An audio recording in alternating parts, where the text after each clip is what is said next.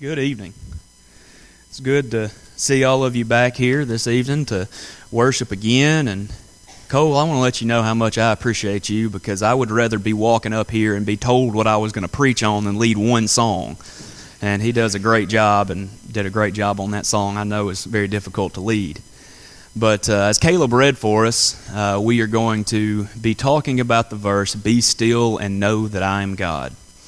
And if you want to open up to 1 Kings 19, that's where we're going to be the whole time. We're going to talk about a story with Elijah. And before that, I kind of wanted to tell a story. At Freed, on Wednesday nights, the Henderson Church of Christ, which is just right across the street from the school, they have different students speak every week, and they give them a topic. And it's kind of an honor thing to be able to speak there, and at least it was when I was there. And we had a guy talk about the topic of fasting. And this wasn't like a week or so beforehand. Somebody's like, "Hey, can you talk about fasting?" He had months and months in advance. He knew he was going to be talking about fasting. He did not get 5 minutes into his lesson until he admitted, "Now, I've never tried fasting." And that just kind of seems like one of those things that you kind of give away any kind of authority you have on the topic before you even really get started. So this afternoon, I had every intention of coming here a couple hours early and working on this lesson to make sure and I have it down. But then I thought I didn't want to be that kind of guy, so I took a nap, woke up at 4, and prayed that everything was going to be okay. It was a good nap, too. Megan and Carly were on this side of the couch, and Carly likes to tree frog on her chest and sleep, and Archie, our 70-pound coonhound, sits in my lap, and it was a good family nap. I wish that was more of a joke than it was. I don't know who turned my alarm off, whether it was Megan, Carly, or the dog, but I know I didn't do it. But it was a good nap, and I feel rested and ready to go. But if you're in 1 Kings 19, to kind of set the stage of where we are before we get to 19, you look at 18, and it's probably the most well-known story with Elijah. You see where the prophets of Baal kind of challenge him, and more or less it's putting their God against the God, and you see where they make altars, and they pray to Baal, and they cut themselves, and they do all this stuff and chant, try to get Baal to set their altar ablaze. And, of course, nothing happens. And then you see where Elijah gets them to pour water and water and water all over his altar, and then God sends flames and just burns it up to a crisp. And from that point, we see, this seems a little extreme to us today, but I think it would be a lot more normal in that time, where he takes those prophets and he puts them to death. And that's where we pick up in chapter 19. You read, going to start in verse 2 here. "Then Jezebel sent a messenger to Elijah, saying, 'So let the gods do to me, and more also, if I do not make your life as the life of one of them by tomorrow about this time.'" So what she's saying there is, kill me. Do what you did to those prophets if I don't have you dead by tomorrow. Basically, it's just, I have put a hit out on your life. I want you dead. And in verse 3, when he saw that, he arose and ran for his life and went to, I'm not going to try to pronounce that, but which belongs to Judea, and left his servants there. So looking at this in terms of the be still and know, you continue on there and see where in verse 4, he himself went a day's journey into the wilderness, and came and sat down under a broom tree, and he prayed that he might die, and said, "It is enough now, Lord, take my life, for I am no better than my fathers." So looking at the verse in Psalms 46, be still and know. Now, he was running at the beginning of that. Obviously, he's not still there, but he finally does take time and sit down. But what does he say? What does he pray there? He prays, "Take my life. Let this be over. I am done with this."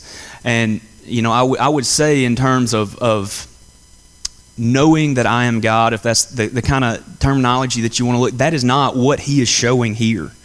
And he goes through a bout of depression. Now, Elijah knowing what he was going through? Probably not. But today we can look at the symptoms that he had, looked at the things that he went through, and know that Elijah at this point was more than likely suffering from a great deal of depression. And what is amazing is that when you start looking in the world of mental health and how to care for people with depression, God does exactly what is instructed for people to do today. He let Elijah sleep.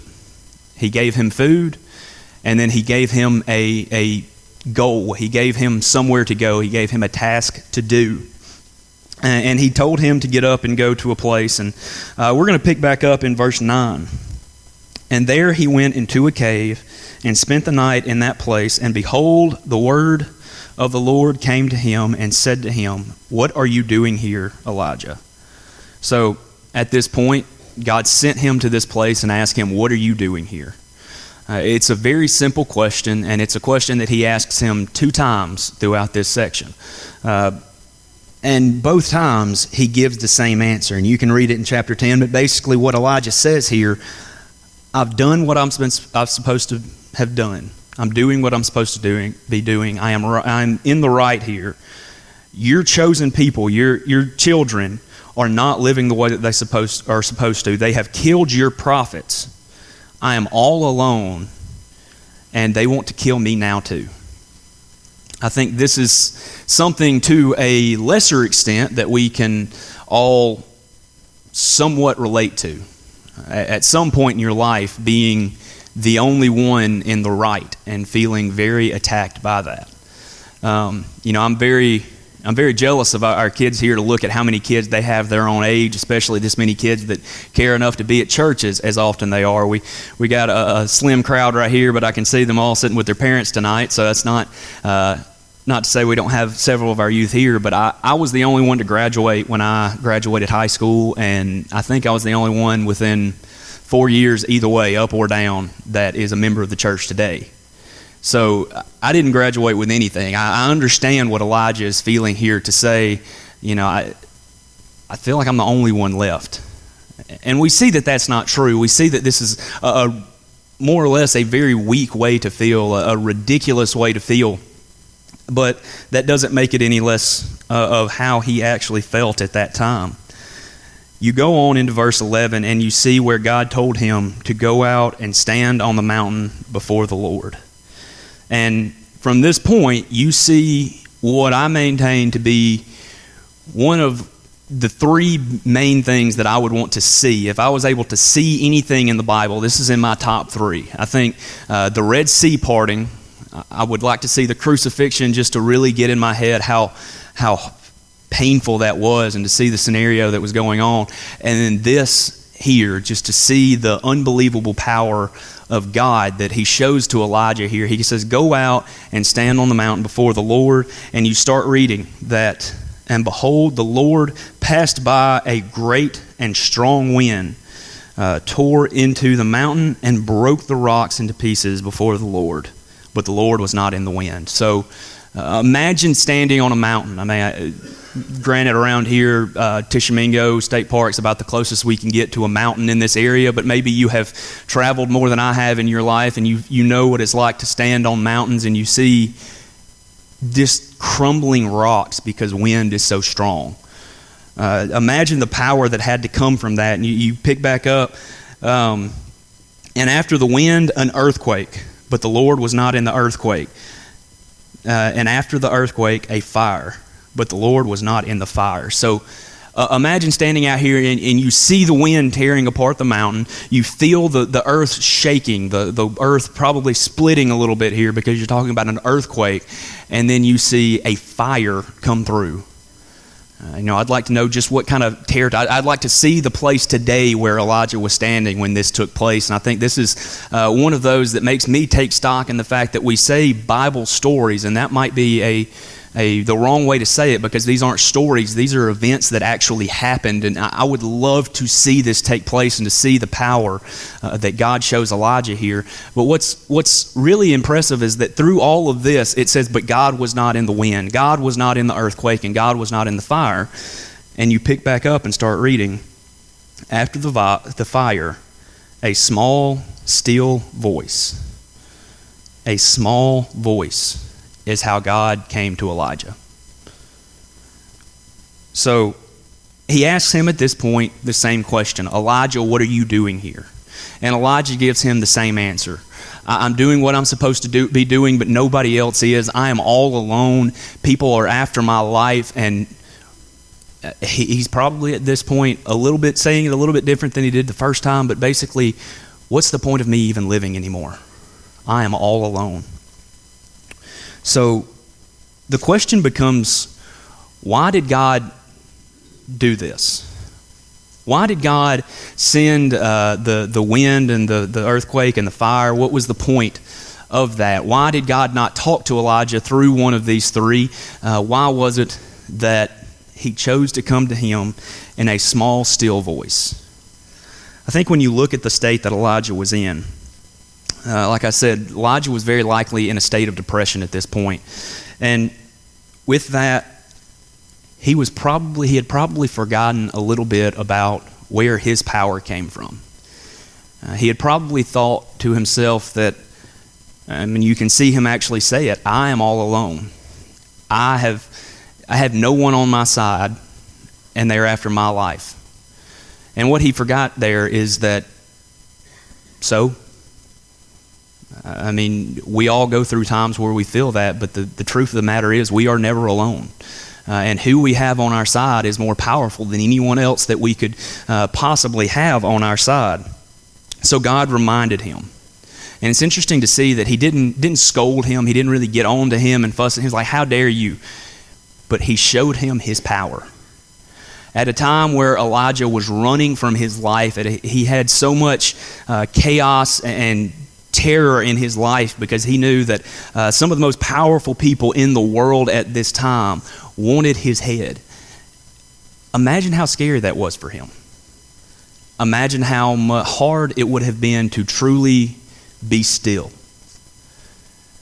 And then imagine seeing God's power the way that God showed it to him. So, comparing that to us, we're busy. The way the world has changed since the time of the Bible is, obviously it's truly incredible, but with all the technology, with all the advancements, I feel like all it has done is make us even more busy. I have a almost a 2-month-old. I don't know what really running around with your kids is yet, but I see so many parents do it with so many of the youth group. Trying to plan anything with our kids is almost impossible because every kid has 1,800 things that they are committed to.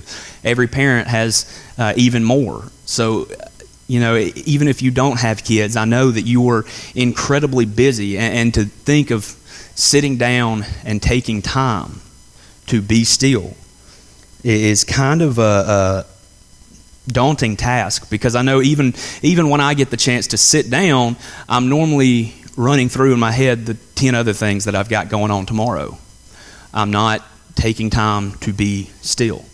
I may be physically still, but mentally I am not still. But imagine the calm after God destroyed this mountain. If you go back and look in verse 13, it says that Elijah came out of the cave. So that's after all of this stuff has come. After the wind, the earthquake, and the fire, Elijah at some point makes his way back into the cave. I don't know if it was ducking back in there because he was so scared. I don't know if it was walking back in there after the fact. But he comes back out of the cave, and imagine the scene that he sees after this. Were the rocks still scattered everywhere? Was the rock, were they black with fire? Were there cracks in the earth? I don't know, but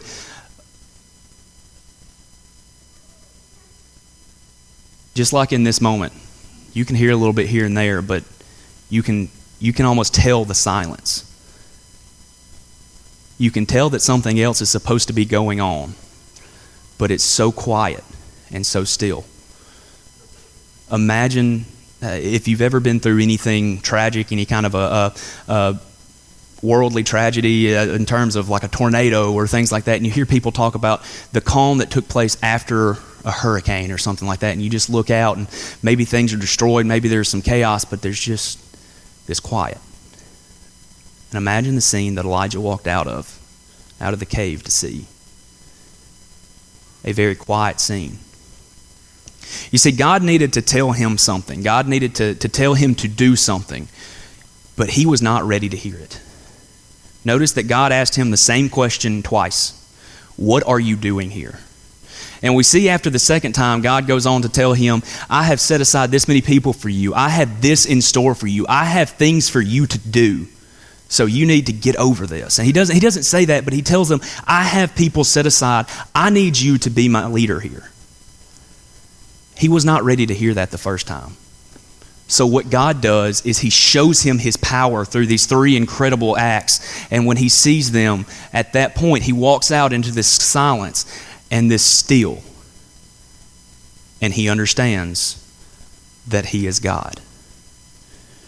So I think for us today, we look at this and it's very hard for us to be still, and we hear that phrase, know that I am God. And that seems like it's very simple, but I want to say here that I would posit that it's less of a idea of knowledge and more an idea of wisdom. Yeah, you know that God is God, but it's more than just the knowledge that he is God. It's understanding his power. It's understanding how much he loves you. It's understanding that in the grand scheme of things, you're about this big in his world when it comes to the amount of power that he has, the amount of influence, and the amount of things that he worries about. You are this big, but he still takes time to love you, and he still takes time to worry about you. That is what knowing that he is God. And I think sometimes God has a lot more to tell us than we really listen to. God has a lot more to say to us. And granted, he's not going to say it in the same way. He's not going to come to us through miraculous things. I think it would almost be unfair today for him to come to some of us in miraculous measures and us say, okay, there's God, there's no question because I saw him act, and others not have that. But he comes to us in different ways. One of the times, and this, I hesitate to say this because I don't want this to come across as I'm saying this is a doctrinal fact, but I woke up several days ago and I had three big worries in my life, three things that I was very, very stressed out about. And two of them got taken care of that day in a very, very quick and easy way. And the third one was still weighing on me a lot. And my quiet time for me, I like to go in the shop and build things. And while I was out there, something popped into my head that, man, I had three things this morning when I woke up, and two of them are gone now. I'm still worried about this third one, and then kind of a peace came over me, and I realized what I was going to do to take care of the third one. And at that point, it was just, I feel like that was the wisdom part coming through of knowing that I am God. I feel like so much of the time today, we let the worry overtake us. We let the stress overtake us. We let the busy overtake us, and we don't take time to be still. Maybe we take time to sit down with our Bible. Maybe we take time to sit down and talk to God. But we don't take time to be still. So it kind of comes down to, are you prepared to hear what God has to say to you when you open up his word? Have you taken time to realize that he is God? Are you ready to hear what he has to say? And I think that's normally, like I said this morning, I ask things that I want you to ask yourself because I can ask them over and over again and that does nothing. But if you ask yourself truly and really think about it, then maybe something will change. And that's less of a thing of are you this way? And it's more of a thing of, well, you're going to have to work on it because we all do. It's something that sometimes it's easy, sometimes it's very hard. And sometimes we have more going on in our lives than we do other times. So I issue you a challenge tonight. I challenge you that every time that you open up God's word, and I challenge you to do that every day, try to be still. Try to be ready and prepared and open to hear what God has to say to you through his word. He doesn't talk to us directly today. He talks through his word. So the next time you open up your Bible, and I hope that soon, be ready to hear what God has to say. And at the end of every lesson, we offer this time that if you need anything from the church, if you look at your life and realize that you have been so busy that you have ignored God, we offer this chance to make that right. We offer this chance that you come forward and let us put our arms around you and pray for you. And we also offer this opportunity to have your sins washed away and to become a member of this church, and we would greatly rejoice with you. We offer that chance as we stand and as we sing.